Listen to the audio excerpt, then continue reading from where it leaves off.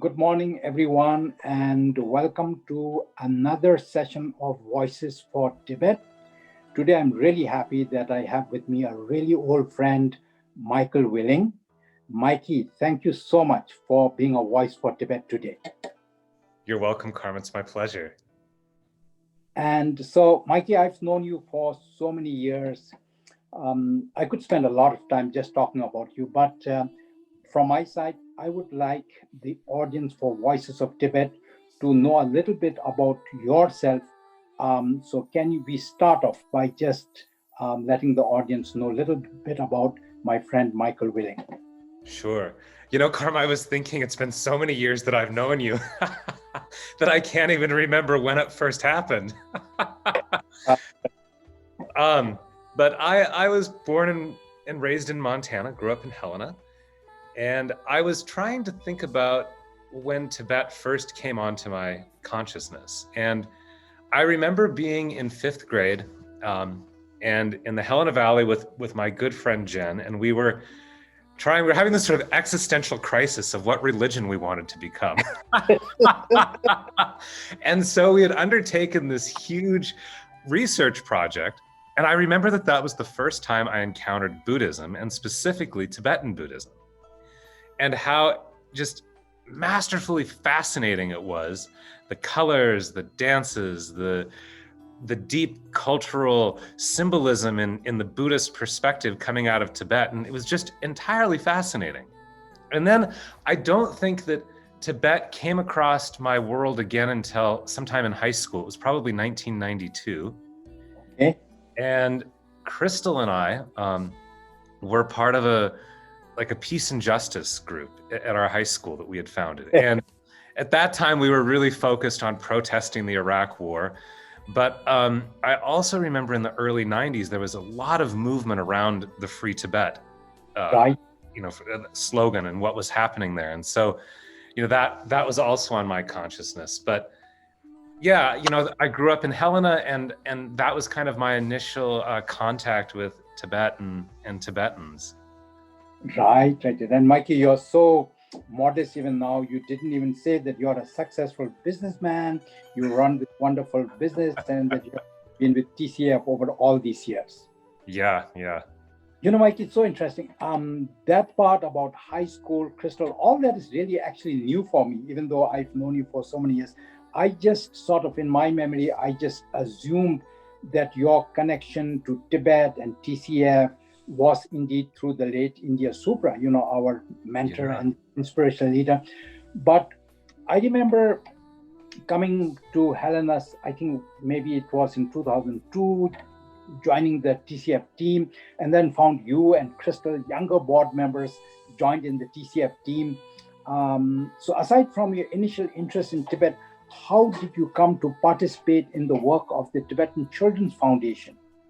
Well, that's a good question. So Crystal and I, as you know, had founded this business doing jewelry import and export, specifically exporting out of India, bringing it to America, and then selling all over the United States, which eventually led us to the Momo Road shows, and we can talk about that later. But my first trip, let me go back. My first trip to India was in 1996 with Linda Hayes. Okay. And Linda had won a raffle and got 2 tickets to India. So we traveled to India, and I remember meeting some Tibetan merchants in Delhi, on John Path there. And we bought some Tibetan purses and things from those folks, and I came back and sold them. And then I got talking to Crystal, and we, started this business. And through that, then India and Vijay had the Tibetan Children's Education Foundation, and Crystal and I were doing business, and we thought, well, we should be giving back in some capacity. Oh, wow. And so that was how we started, I think, initially giving a little bit of profits to TCF, and then eventually would join the board. And for the viewers, I just wanted to explain that Crystal is the daughter of India Supra, the wonderful lady who founded TCF. But Mikey, on another topic, so when we talk about India, for me, of course, she's just so special, so inspirational. As you know, she changed my life. But aside from India, you're the only person that I remember who actually stood in an immigration line to help a Tibetan such as myself. Uh-huh. Over all these years, so I know that your support to Tibet and Tibetan has really been solid, has really been loyal over these past 20 plus years that I've known you. So I guess a good question for me to ask is this: why, Mikey, do you support Tibet and the Tibetan cause? That's what the Voices for Tibet really wants to learn. Karma, it's because you bribed me with a Chutsi Momo. I did that too. No. But no, really. I think the cause of the Tibetan people was always captivating to me, specifically because here was this group of nomadic herders that were living on the steppes of Tibet. They were overrun by the communist Chinese, forcefully, without even warning. All of a sudden, there were tanks and an army bearing down on these very pastoral people. And that tragedy always just struck me as something that was a cause I needed to get behind. And so as I met Tibetans and heard their stories of what they went through crossing over the Himalayas, losing family members, Right. great tyranny and horror, of war, and yet the resilience of these people to come to India with really nothing and then begin as road workers, the absolute most menial job that could happen, to go from having thousands of sheep and goats in this beautiful pastoral life to then working in tar and mud and rocks on the roads of India. That's what my family did. Yeah, and yet through all of that, to remain resilient and giving and kind, generous, that to me just was the full flowering of what it could be to be a human person. Wow. Even in the eyes of immense suffering, to come out of that and still have hope. And so when I saw people in the Tibetan community wanting to improve the lives of their children, improve their own lives, partly through immigration, that was something I could get behind.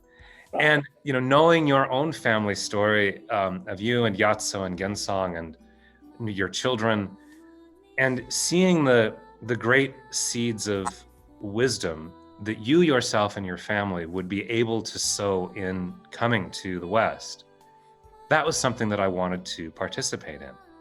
Oh, so Mikey, I've on this program, I always have my friends, so they say really kind words, but I truly wanted to thank you for your kind words for the Tibetan people. It fills my heart with gratitude. So thank you for all those warmth of your words. And then, Mikey, another group of people that I know that you have tremendous empathy for and connection is Native Americans living here in Montana. And I wanted to ask you this: in my own dealings with my Native American friends, I've just been fascinated at our cultural similarities. And, talking to you, I really wanted to just get a peep into what you feel are the cultural similarities between the Native Americans that I know you have known and supported over many years and your Tibetan friends. Oh, Karma, that's such a difficult question. But, as I think about it, I think the Tibetans are in a very strong position over most tribal people living on this continent, specifically because you have your language intact. Yes, that is true. And as I think about my own grandfather Pat Kennedy and his ability to speak, well, he spoke 8 tribal languages. Wow. That's quite remarkable. And you look today, so many people in tribal communities, their first language is English. Right. And in that, I think people begin to lose their Weltanschauung, their ability to understand their own worldview, because they no longer have the words and the vocabulary to articulate their thinking, their framework. And so I think you as Tibetans are so fortunate to have this opportunity to be raising first language speakers. Yes. Your own grandson, Karma Yatso, has grown up in a house where his first language is Tibetan. And that is an amazing gift to give him. And so when I look at the Tibetan people, I think your language is perhaps one of your greatest assets. And it's an asset that I would hope each and every one of you daily are protecting and cherishing. Absolutely. And Mikey, oh, yes, carry on. And I know, like, for you yourself, when your family left Tibet, you were Kampas and you all spoke the Kam dialect. And so that dialect I know is in danger. And I really hope that the Tibetan people want to preserve those dialects and keep those things alive.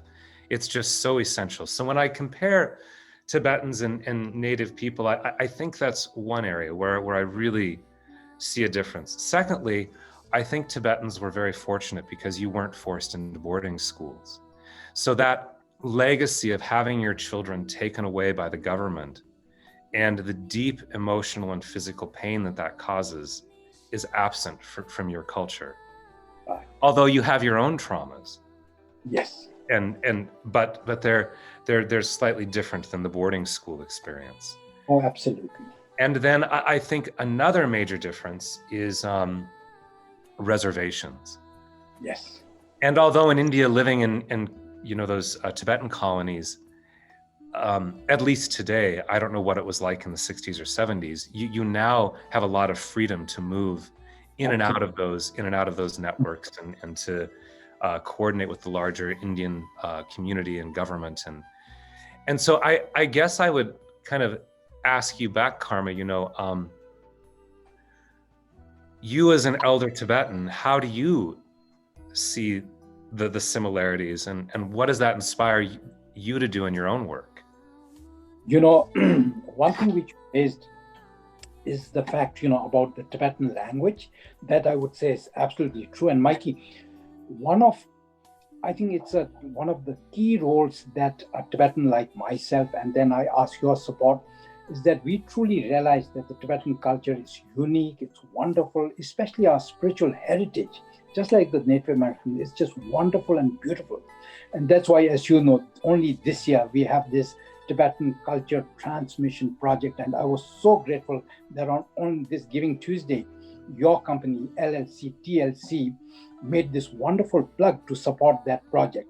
So I think for us Tibetans, the similarity between us and the Native Americans is that both of us realize that our cultural heritage is precious, and in our own ways, we are trying to transmit it to the younger generation. Because especially for my people, the Tibetans, as refugees in exile, we are actually rootless people.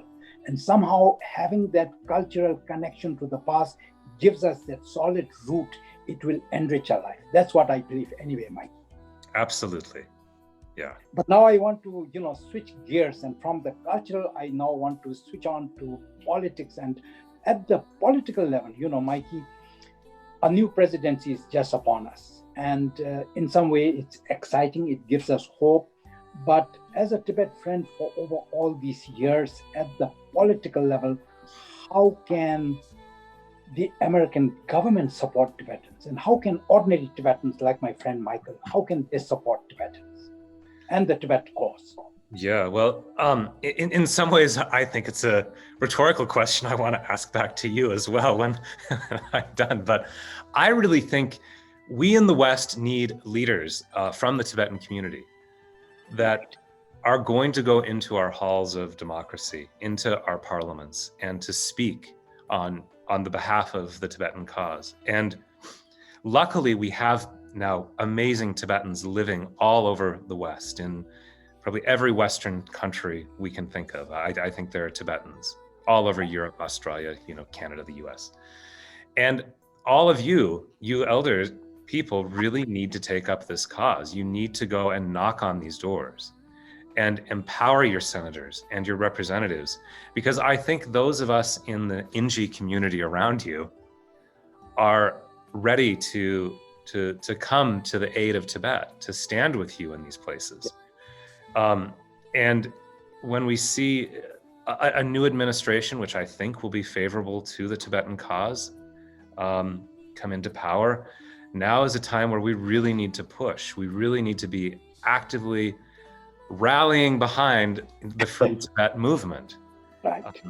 And sadly, I think in the last 20 years, at least in America, that common Free Tibet sticker that we would see on every Right. bumper sticker in every co-op across America, you don't see that so much anymore. That's true. That's true, Mikey.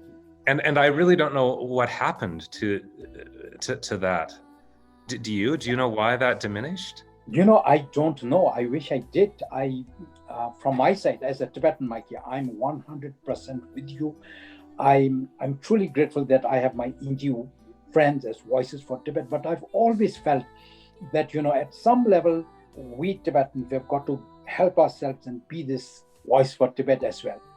And Absolutely. somehow, if we become outspoken spokespersons for ourselves, I think that's when we'll get those bumper stickers back again. I think you're right. And luckily now, you all have a generation of people who have been born in this country. Yes. And that's ground for optimism. Absolutely. And I think it's grounds for optimism. It's also, at some level, some grounds for concern for the community, I think, as well. And here's why I say that. I think because as your generations continue on, like let's look 5 or 6 generations from you, Karma Yatso's grandchildren are going to probably be first language English speakers. Probably. And his grandparents and his parents and his cousins, all of those people, they may be buried in the earth of this country now. True. And so slowly, as Tibetan people, your generations are going to become the people of this land. Yes. And that's exciting and hopeful, but yet it's also concerning from the cause of a Tibetan. Right. And I really think the time is now. It's really important for all of us to come behind Tibet and to seek this freedom for that country.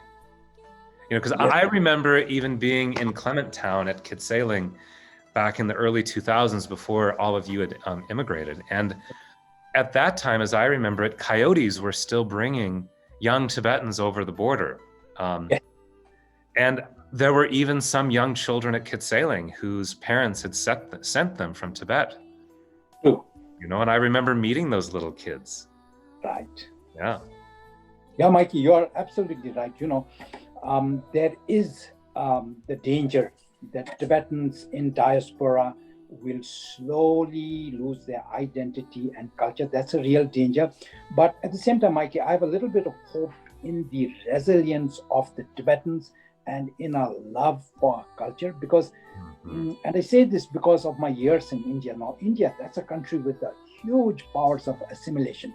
As a student of history, I know that over the centuries, various conquerors had come into India only to be assimilated into the milieu of India. But somehow the Tibetans, inspired by His Holiness the Dalai Lama, and although we are surrounded by all these millions of Indians, somehow we found a way to keep our culture and our identity intact. Here in the United States, in places like California, New York, Minnesota, I know it's a little bit different because our community is scattered. But at the same time, what's encouraging is within these communities, they've all sort of started their little Tibetan language schools, taking inspiration from learning from the Jews that were in diaspora for 2,000 years. So I'm tentative and nervous, but at the same time, I'm hopeful because of our track history as a resilient people, and having friends like Michael Willing support us, I know will only help the Tibetan cause. Thank you so much, Mikey, for being a wonderful voice for Tibet today. You're welcome, Carmen. Thank you for being a constant inspiration in my life. Thank you. Tashire. Tashire.